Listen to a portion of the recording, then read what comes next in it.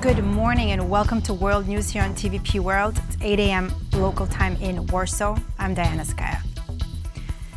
It's been a high-stakes weekend in global diplomacy. European leaders are set to gather in London on Sunday to respond to Donald Trump's push for peace in Ukraine. Now, Starmer received a warm reception during his Thursday visit to the White House, although he apparently failed to convince the United States president to offer solid security guarantees to Ukraine and back the contemplated European force securing peace. Now, he will now seek to forge a common strategy of European leaders on the Ukraine war negotiations and how to secure lasting peace in Europe. President Zelenskyy will attend the gathering alongside outgoing German Chancellor and the Polish and Italian prime ministers. European Commission President Ursula von der Leyen and NATO Secretary General Mark Rutte are also invited. But notably absent will be the Russia-friendly leaders of Hungary and Slovakia. Mark Rutte has advised Ukraine's president to mend fences with his U.S. counterpart Donald Trump after their Friday clash at the White House. Now, Rutte believes that the United States, Europe and Ukraine must work together going forward. I thought it was extremely unfortunate. I also spoke to Zelenskyy a couple of times about it and said you really need to see how you can rebuild your relationship with the Americans and with the American president. Because we have to move forward together, don't we? Ukraine, the United States, Europe. Of course, this is very important. I had a long call with President Trump on Thursday, and I am in frequent contact with the US government about NATO. They show total commitment, total. Also on Article 5, the article that says an attack on one is an attack on all. But they also have expectations. And the expectation is, well, hey, you guys in Europe, you are behind in your payments. Please pay up, because there are great dangers ahead, and we also think it's fair for Europe to pay more than it does now. The United Kingdom and Ukraine have signed a loan agreement worth £2.26 billion. Now, the money will be used to strengthen Ukraine's defense capabilities and will be repaid from the proceeds of frozen Russian assets. Now, the deal was signed during President Volodymyr Zelenskyy's visit to London. After meeting with UK's Prime Minister Keir Starmer, Zelenskyy said he had received important declarations of support. Now, commenting on the loan agreement, President Zelenskyy said that the funds will be allocated to the production of armaments in Ukraine and added that it is only fair that the one who started the war should pay. Zelenskyy could resign tomorrow, but that doesn't guarantee a full-fledged American support for Ukraine, said senior fellow at the Atlantic Council, Elizabeth Braw, in a conversation with TVP World. Now, she made the remark while discussing the future of Kyiv-Washington relations following Friday's heated exchange between Volodymyr Zelenskyy and Donald Trump. Zelenskyy could resign tomorrow, but that doesn't guarantee full-fledged American support for Ukraine. President Trump indeed is likely to present various further demands further down the line that then whoever is leading Ukraine at that point, if President Zelenskyy were to resign, would then have to comply with or face similar threats of withdrawal of American support. So if your starting point is that your country, the other country, has to fully comply with my demands, or your leader has to resign, then the country facing such calls will never have any security, because your ostensible friend, the United States, may impose more conditions on you, and if you don't meet them, you will then be in further trouble. And I think the bottom line or the basis of intergovernmental relations is that each country, at least each democratic country, respects the other country's leadership. Now, the fiery debate in the Oval Office between Volodymyr Zelenskyy and Donald Trump has left a lasting impression on the American public. Now, most of the reactions are either highly enthusiastic or strongly negative, and few falling in between. I have the feeling that these kind of conversations would happen actually often between political leaders before, but seeing it on TV and actually hearing it was like very disturbing. And Yeah, and just sad. I feel embarrassed and I feel like sad for my European friends. Oh, I did. I loved it because that's what I voted for. I'm glad that we finally got a president and vice president with a backbone. So why did you love it so much? Oh, because somebody with some balls. I mean, that would be nice. I mean, I like the idea of having some little twerp from the Ukraine come in there and talking about he's wanting handouts from us. I'm tired of spending money, my tax dollars, on all of them. I want to be worried about veterans who are homeless right now. Let's spend some money on them. The thing that stuck out the most for me was the reporter that asked Zelenskyy about wearing a suit if he owns one. And I know my father was in the Gulf War and also was in Vietnam. And I think somebody that's dealing with a war-torn country like Zelenskyy is now, I think it shows how superficial we are to talk about whether he's wearing a suit or not, or whether we can really maybe address the issue at hand, which is that people are dying. And I think that's just such a tone-deaf question. I believe he was, I think it was good in our part, America's part. I believe Trump was standing up for the American people instead of being a pushover, pretty much, and putting America first. So that was my opinion on it. I mean, it was a little hectic, but that's my opinion on it. And now let's go to Ukraine to get some reactions to this war of words in the White House. Our correspondent in Kyiv, Oz Chatterjee, has this next report.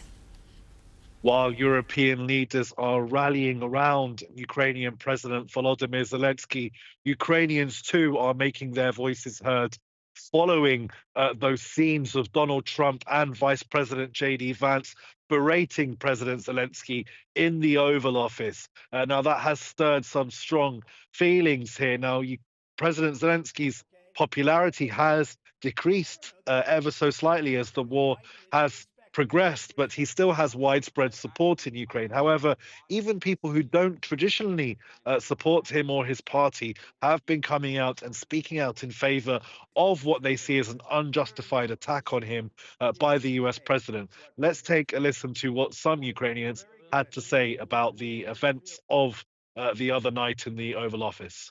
The collapse of diplomacy with America is complete. It is also very clear that it was planned. He was deliberately provoked into a conflict, and Zelenskyy, we can agree or disagree with him on some things, support him or not support him, but here he was clearly right. You can't talk to Trump. He is acting in his own interests. Talking is useless. You have to force him with pressure. That's all there is to it. Congress will tell him something at some point. They've already realized what's happening in the country. Some are starting to oppose him because the policy should be the way it was with Biden. But it's not with this comrade. What Zelenskyy said, that Putin cannot be trusted, this is mildly speaking. We think and we know that not only he cannot be trusted. It is not Ukraine that is gambling with the Third World War, no. More likely we are being used in this game as a bargaining chip. But we shall overcome, no doubt about that, with or without aid, because we are a nation with a strong spirit. So Ukrainians there striking a defiant tone. If the Kremlin thought those scenes in the Oval Office were going to destabilize President Zelenskyy's government here in Ukraine, they've got another thing coming.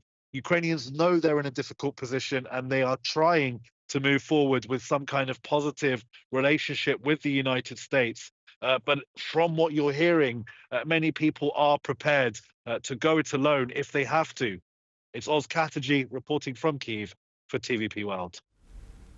In Friday's tense Oval Office meeting, President Donald Trump downplayed concerns about Russia's reliability as a negotiations partner, despite Volodymyr Zelenskyy pointing out to the Russian president's track record of broken promises. Now let's take a closer look at some of the most striking examples of Vladimir Putin's outright deception.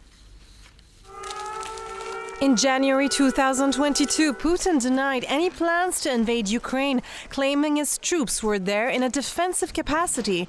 But just weeks later, on February 24, he launched a full-scale invasion, completely contradicting his earlier statements. Violation of the Minsk agreements. Russia signed 2 agreements aimed at halting the conflict in eastern Ukraine, but it violated both of them by continuing to support separatists in eastern Ukraine and eventually abandoning the deals altogether in 2022. Regarding the nuclear weapons deal, Putin once argued nuclear weapons should stay within national borders. But in March 2023, he announced Russia would deploy tactical nuclear weapons to Belarus, directly breaking his own promise.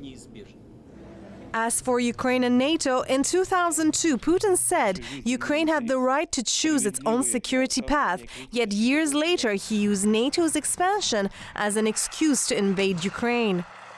On to a treaty that was broken under the first Trump administration. Russia violated the INF Treaty by producing banned missiles, prompting the US to withdraw in 2019 under the first Trump presidency.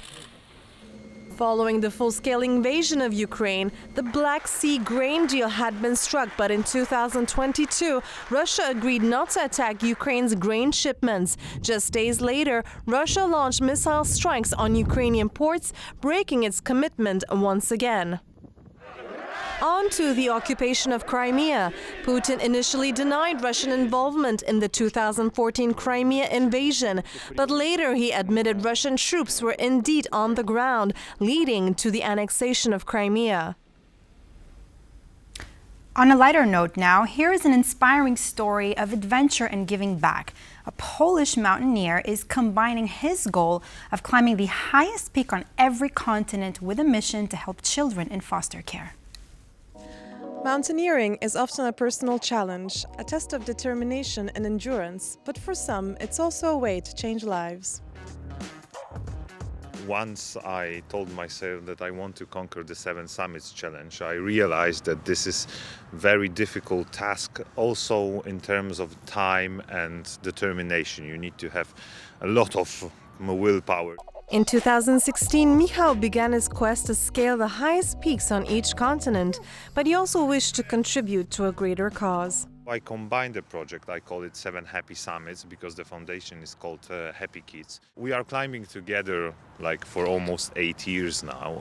The flag was with me on 7 out of 9 peaks of the 7 Summits Challenge, and now it's going to the Everest. Every expedition is dedicated to a different cause, and in April, Michał will set out for his biggest challenge yet, Mount Everest. Everest will be dedicated to the self-care program for the young adults. The funds raised will provide 41 young people aged 15 and up the opportunity to work with mentors that will help them navigate the basics of adult life. They need to go outside and live in a real world with problems such as, taxes, daily budget, maintaining apartments. We don't always think about it, but at some point of our lives we are taught by other people how to do it, and they sometimes don't have this occasion. The foundation cares for around 200 children across 20 family foster houses, and each of which Michał has visited to personally connect with every child. There are a lot of hidden values and a lot of hidden stories underneath this simple mountaineering expedition, and when the young people hear it, they can learn something about those values. As he prepares to take on Mount Everest, Michał Lekczyński's mission goes beyond the climb. It's about giving young people the tools to build independent futures. For TVP World, Aisha Badja. And that's all for this edition of World News here on TVP World. I'm Diana Skye, but don't go away. Up next, interviews.